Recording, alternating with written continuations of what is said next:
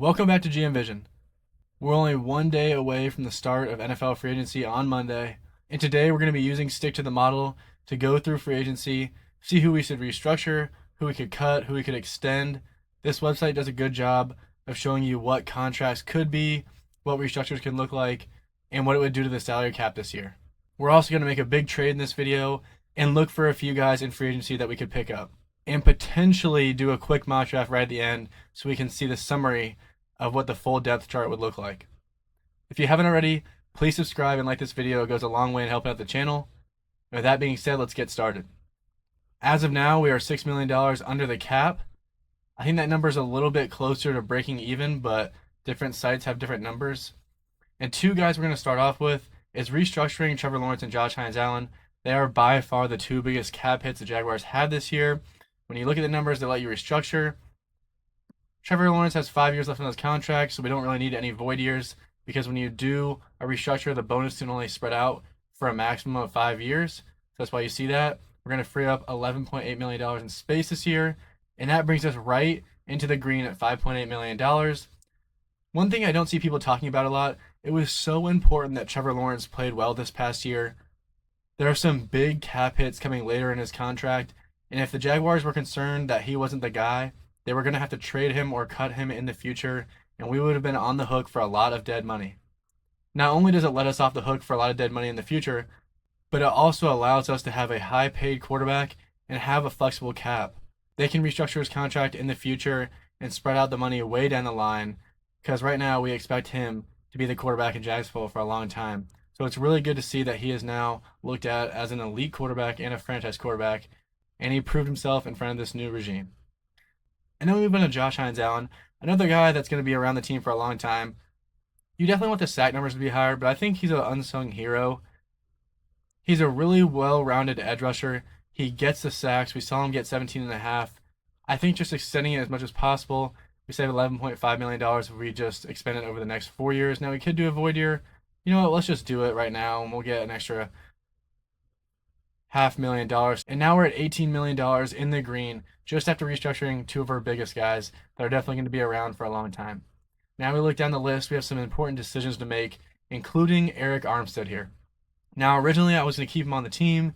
He's a leader. He definitely improved inside, but I think the Jaguars are going to make a big splash at defensive tackle as far as trading for one that they have a little bit more belief in. We got to remember that Arik Armstead got signed by the previous regime.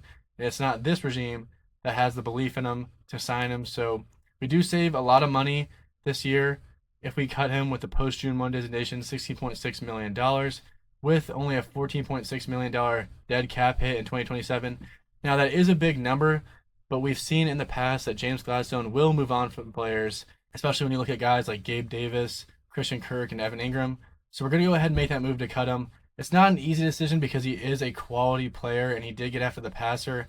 He did help this defensive line this year when they finally played him in the right position, but it really frees up a huge cap number that we can use or to trade for a defensive tackle that's already on a contract that's a little expensive. And if none of those trades work out, we could go into free agency and potentially look at a guy like Trey Hendrickson with the money that we opened up from cutting him now. Tough decision. I think they might keep him around, similar to a guy like Walker Little. I think we're going to end up keeping him around. It's going to be really hard to cut him.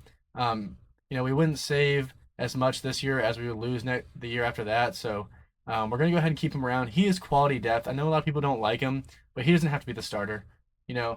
We signed Cole Van Landen to be the starting guy at left tackle. Now, he might not be around for a long time. The Jaguars do have an out in his contract, I think after the second year, but he's a quality player. I think they're going to end up drafting a tackle throughout the next few years, a guy that could potentially be that stalwart guy, that super high quality left tackle of the future. But for now, we have a good option in Cole Van Landen. And Walker Little can be good depth. He can play guard as well, so we're going to keep him around, especially for this year, because we do need that depth. Obviously, they restructured McCary. That's already factored in. And moving on to a guy like Devon Hamilton. This is a guy that allowed us to have the best run defense in the NFL last year, so that's very important. I think we're going to go ahead and extend him. Now, he has 1 year left on his deal. He is 28, so we're just going to add 2 years onto the deal instead of the 3. $4.2 million saved this year by extending him. Definitely a guy that we want to stick around. He's a good player. You need that nose tackle to stop the run. They already restructured Jordan Lewis. I think we're going to stay away from Foya Lukin's contract for right now. And then we have a big decision here with Trayvon Walker. I think the Jaguars like Trayvon Walker, but I think they want more from him. And there's still a question is if he's going to develop into the pass rusher that we think he can be. I thought his breakout was going to be last year, but he ended up having some injuries. And when he wasn't there, we really missed him. So I think that does prove how valuable he is, but it does show that we need some depth at the defensive end position because if he goes down again, we cannot have guys like Dwayne Smoot and Emmanuel Ogbah out there rushing the passer. So I do think the Jaguars will probably address edge 3 in free agency or in the draft. And the only way I see them moving on from Trayvon Walker or not extending him this year, because it would save a lot of money, is if they include him in a trade package. But we already saw that Max Crosby signed with the Ravens, and I don't think there's another edge that makes sense as far as talent-wise that's so much better than Trayvon Walker that you want to make that trade when you can get a guy in free agency like Trey Hendrickson. So we're going to go ahead and extend Trayvon Walker. We'll give him the 4 years. He's playing on his 5th-year option this year, so it's going to save us $11.2 million by extending him and restructuring the contract. We're going to go ahead and do that. Now we're at $44.9 million. We are looking really good as far as cap space, and all we've done is restructure a few contracts, cut one player, and extend a few guys. And for Ezra Cleveland, I think they're going to want a guy like Wyatt Milan to come in and fill his role after his contract expires. So I don't see them extending him or restructuring his contract because they already restructured Patrick McCurry's contract. That shows they're going to at least expect him to be around for at least this year and maybe next. But they didn't do that with Ezra Cleveland. So I think they're expecting Wyatt Milan to go fill his role. But I do expect Ezra Cleveland to still be the starter this year. They already restructured Eric Murray, Brian Thomas Jr.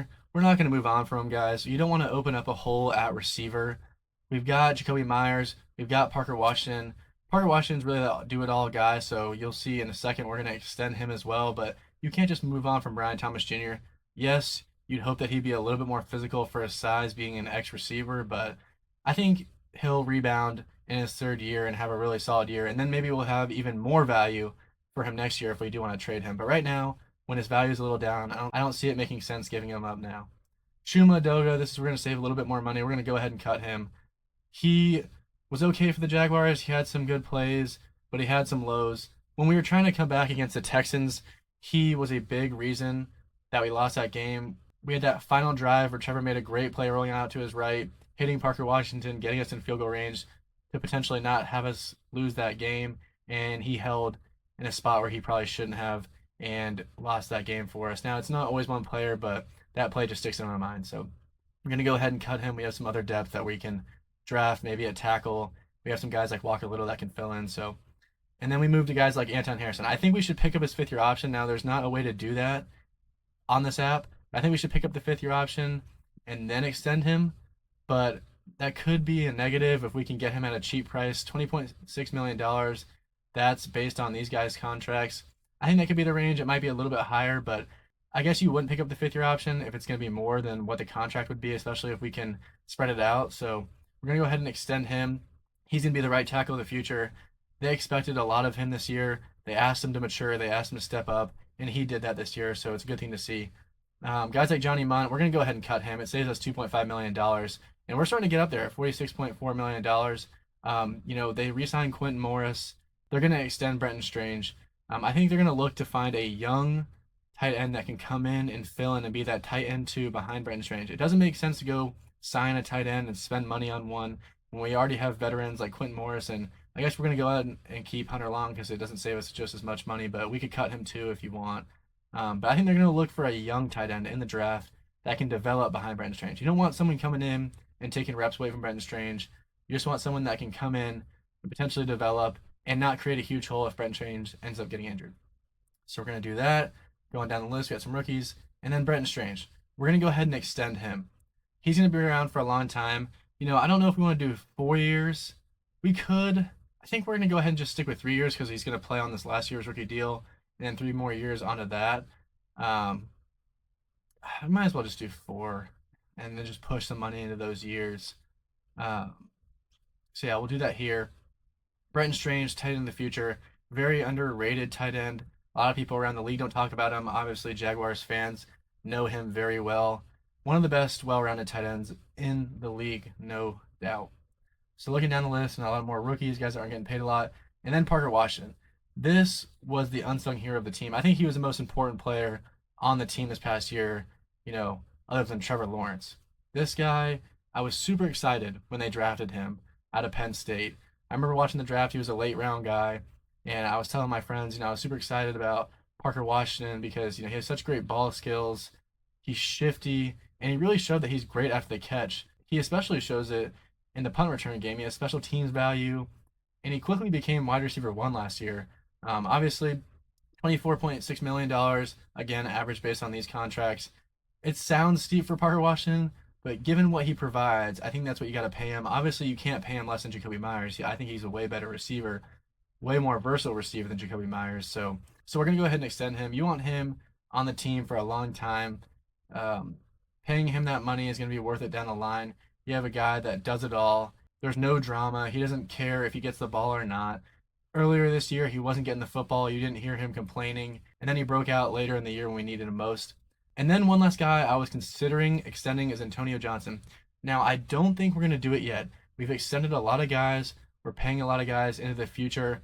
We do have $39.9 million in cap space right now, but when you extend somebody like this, it's really about the future money. So we have a lot of guys that we just extended. And really, Antonio Johnson only played well this past year. He struggled a little bit his first few years, and the safety position is one that you can replace easily. We already really have his replacement in Caleb Bransaw on the roster. So that's a guy that we have contract control very cheaply over the future. And I think they really liked what they saw in camp with him. And they also restructured Eric Murray. So Eric Murray is going to be around for at least this year and next, probably. So if Antonio Johnson plays really well at the beginning of the season, I think it's a guy that you could sign during the season that won't cost you as much if he continues to play well going on to the rest of the season. But so we're just going to wait on him. I think they're going to want to extend him. He played really well last year. And if we had Ransaw and Antonio Johnson back there, I think that's what you're really wanting. I think they're going to want to move on from Eric Murray eventually. So they might extend him now. They might not. They might just wait till the middle of the year. So for now, we're not going to extend him. We could. Let's just see what it would look like. $10.9 million a year would save us two. Holland, Walker, Reed. I just don't know if he's proved it yet. He played really well, and I love Antonio Johnson. He was another guy that I was super excited about coming out of college. But I think they're just going to give him the beginning of this year to see if he can do it again, and then maybe sign him mid-season. So let's go and look what we've done so far. We cut Eric Armstead, Chuma Edoga, and Johnny Munt. All kind of expected. We might keep Armstead depending on who we get in free agency. Restructured Trevor and Josh Hines Allen. Freed up a lot of space. Got us into the green. And then we used a lot of that money to extend some guys. Devon Hamilton saved us money. Trayvon Walker saved us money. Two good players on the defensive line that you need. And then we extended these guys. Cost a little bit of money, but saved us money in the future. I don't think Brenton Strange is broken out yet, so you don't have to pay him as much now as you probably would next year when it would be a contract year. And I bet you he's going to have a really good season. So made some good moves there. Now we're going to move on to the trade market. We have $39.9 million now. That is what you want to see. And we're going to build our own trade. Now, there's two guys that I'm interested in. I made a video previously on a guy that I would trade for. So we're going to go look at him first. And I think it's a guy that we wouldn't have to give as much for. It's going to be Zach Sealer. He's one of my favorite guys. Now, he's a little older, so that's probably what you have to worry about. He's already getting paid. I think it's only $11 million this year, but then it turns into like 20-something million for the next 3 years. So now let's see what kind of picks we're going to have to give up for him. I think it'll probably have to be a second and a third rounder. I don't know if we want to give up our second rounder this year. There's some good players here. So maybe give our third this year, and then we add our second for next year. They said that's about equal. So if we offer that trade, good value. The cap space is not updating for some reason. That's why it's saying that. But we could force that trade. Another guy that we could look at. Now, for Zach Sealer, I think he's a perfect fit for our locker room. He is a good guy. He's a good teammate. I know I've heard good things about him out of Miami. Hard worker. So I do think he would be a good fit for our team. And we wouldn't have to give up as much as someone like the next guy we're going to talk about really quickly.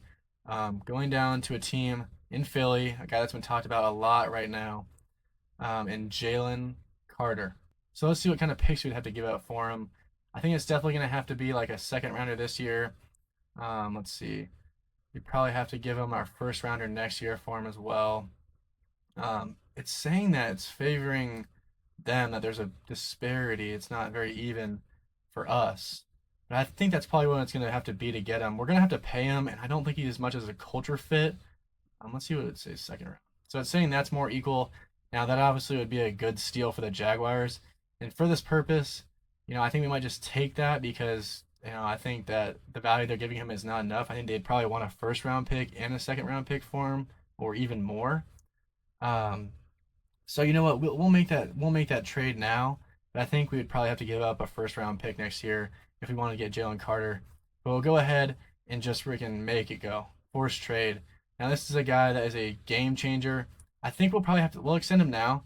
He's gonna need a new contract. So we could extend him now that we have the money. But again, we're extending a lot of people and we're paying two defensive ends. We're paying one of our D tackles already. So, it's going to be tough to pay him. And this is saying that he would get similar money to like a Zach Sealer. I think it's going to cost more, but for our benefit right now, we're just going to pay him what they're suggesting. So we'll go ahead and extend him. It's going to cost us some money, but now we have a really dangerous defensive line. That's the only trade we're going to make. Now, I think we could have gone for a guy like Zach Sealer. I think that definitely would have made sense. It would cost a little bit less picks wise and contract wise. So I wouldn't be surprised if they go after a guy like that. I think it's just going to be tough to get him from Miami since they don't have many pieces across their defensive line to lean on except for him. So if the Jaguars go after Jalen Carter, great. For this scenario, we're going to go ahead and do it because why not? This is a predictions video for tomorrow. So there's going to be some free agency moves. I don't think the Jaguars will be very active in this market, but I think a guy they could be looking at in the RB market, it's been rumored, Rachaad White. Now I'm going to go ahead and sign him. It's only going to cost us $3.1 million, it's saying, to sign him. I think we could do that for a year. That is going to make a slight dent for us. We're going to go ahead and sign him. I think it's perfect because you want to give running back one reps to Tootin. I think they like what they saw last year. I know I liked what I saw. He was great after contact. He didn't go down easily. We know he has a home run speed. I just don't think he got the opportunities to really break one off. He was close a few times. I think with running back one reps, you'll see that this year. So you want to bring in a guy that's a good complement, not someone who's going to take over his role like a Kenneth Walker or, even Travis Etienne. Maybe that's why they're moving on from him. If he's going to cost too much, there's no point in spending the money to have him just start over Tootin again when they definitely like him. So like we talked about, I know we beefed up on the defensive line with some of the trades we made and some of the guys that we extended like Trayvon Walker, but I think they're going to be looking in this market for an edge 3. Now they could draft one, but we did give up our second round pick, which I think we could get a guy like Derek Moore from Michigan at that pick, or some other edge rushers that could be available that could slide in the second round. But we don't have that pick anymore, so I don't think there's going to be a guy that we're going to love around pick 81. So we're going to go ahead and take a look for a cheap guy that we can maybe sign to a 1-year deal. Let's see. That looks like Dante Fowler Jr., obviously former Jaguar, designated pass rusher type of guy, and I watched him last year and he was pretty good. So we're gonna go ahead and sign him. It says it's only $5 million to get that done. Why not sign him here? Good edge 3. Now we have a probably top 5 defensive line in the league. Josh Hines Allen, Jalen Carter, Trayvon Walker, Dante Fowler Jr., Devon Hamilton. Not only are we going to be stopping the run, but we're going to be getting after that passer. Other than that, they can consider looking at linebacker. And one thing we're going to do right now, before we do anything else, is we didn't talk about it a lot, but some of the free agents that we had on our team, we're not going to re-sign Devin Lloyd. I love Devin Lloyd. I was actually begging the Jaguars to trade back into the first round to get him. And for the first time ever, they actually listened to what I wanted to do, and they came and got him. So that was super exciting. I bought his jersey, the whole deal. So a guy that I really love, I wish the Jaguars would re-sign. But the way the Rams operated when Gladstone was there, it's just not what they did. They didn't pay a lot of money to linebackers. So I think they're going to end up letting him walk. He's going to get top of the market money, especially with this class. So I think we're going to really focus on a guy like Monteric Brown. Now, Monteric Brown, obviously, he has his flaws. He's not the fastest guy. You did see him get burned a lot throughout his career. He's not the most athletic, but he played really well in the system with Anthony Campanelli. Now, he's got good ball skills. He's good in zone. I think he showed that this year. He had some crazy interceptions. I think he really came into his own as a player, and I think the Jaguars being really bad allowed him in his career to take off because he actually got the opportunity that he probably wouldn't have gotten on another team. and he took that opportunity and got some good experience, and we really saw it come to light last year. He was probably one of the best corners in the league. Obviously guys like Alec Pierce gave him some hell downfield, but he's a good player overall. So we're gonna work on signing him back. Now I don't think he's gonna get $16 million a year. I think that's pretty crazy. I think something like, you know, if it's competitive, maybe like 13 or 12. I just don't see him getting paid all that much money because, again, he's not like the best cornerback in the world. For the Jaguars' sake, we're gonna give him like $11 million a year, 3-year deal. So we're gonna go ahead and make that offer. It got rejected. Let's see, revised offer. I don't know what they're gonna make us freaking pay him, but I would only go for 11. I wish they would just let us force it. Um, you know, 13.5. Let's make the offer again. I don't know why it gets rejected. I think they should just let us force this, but if we give him 15, okay, they accept it. Obviously, we don't have to give him 15, but I think that's what we got to do to get a corner. I don't think you want to open up a hole there. Now there are some good corners we could probably draft around 81 to 100. We have a few picks there, 81, 88, and 100. So that might be a mistake, but for now we're gonna keep that hole filled. Now Travis Hunter will be on the other side of the field playing that role, but I think we want to bring Monteric Brown back. I don't think they're gonna let him walk. He was great in this defense. If we have to pay him that because other teams are competitive with him, then so be it. Last guy that I am considering adding, like I said, I don't think there's going to be very many linebacker options at our picks. I think we could have been in the running for some really good guys like Anthony Hill Jr. or Jacob Rodriguez at 56, but unfortunately, we're not going to be able to do that. So we're going to look at a guy like Justin Strnad. Now we're getting pretty tight on the cap. I think there's a few options to extend the cap even more than what we did. There's some guys that we could cut for $1 million here, $2 million there. I think if they really need to do that, they will. But this is a guy, Justin Strnad, that it says $8 million. Let's see if we can get him at like 7 for like 2 years. Just an experienced guy that can play all over the defense. That can come in and not force us to start like Ventrell Miller or a rookie linebacker. We have the experienced guy with Foye Oluokun, and if we have this guy, we can play him. And if a linebacker we draft exceeds expectations, then so be it. Okay, let's revise the offer again. They really want us to pay him the $8 million. We'll do 7.5. Okay, so we only have $2.6 million. That's not great, but we are above what we need to be. And that's what we're all going to do for free agency. If we miss something, just tell me. Full draft. And for a draft, I really wasn't going to include a draft in this video just because it's just for free agency. But I guess we could get a look at what it would look like. Let's do super fast just to get through this. So I just sped right through the draft. I didn't make you guys sit through the picks because we are going to do a mock draft post free agency. But the reason I want to do it real quickly is so we could see this. This is what I wanted to see. It shows us our draft picks, but also the guys we picked up in free agency. So offense, pretty much the same. Let's get rid of DJ Dallas so we can see. We picked up Rachaad White. We also have Mike Washington Jr. There we go.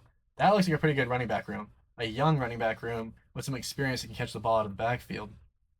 Receiver position, obviously, we got guys Parker Washington, Brad Thomas Jr., Jacoby Myers. We added Bryce Lance. I think he'll be some good depth. An explosive receiver. Beefed up the offensive line a little bit. I think they could do a better job of addressing it than I did here. We do have some good pieces as well at Milam. Defensive side of the ball. Now we are a really good defense. I think that was our weakness last year. Defensive line's absolutely stacked. Grayson Halton, Jalen Carter, Devon Hamilton. Let's see, where is Dante Fowler Jr. here too? I mean, we're just stacked now there. Linebacker, Justin Strnad, to go along with Foye Oluokun and some of the other guys we got depth-wise. Now, I think they could, go after a linebacker earlier in the draft at some point, but without our second-round pick, I just don't think there's going to be very many good options. And then we beefed up the cornerback position a little bit. Obviously we got some depth there. Jarian Jones can play outside. Jordan Lewis in base defense is going to play outside, so not something I really worry about. We re-signed Monteric Brown, Malik Muhammad, first pick of the draft for us in the 3rd round. We got some good guys there, and then we have a lot of depth at the safety position as well. So this is a kind of a snapshot of what we did so far. That's going to be all free agency. In the draft, we're going to have another mock draft coming after free agency is over.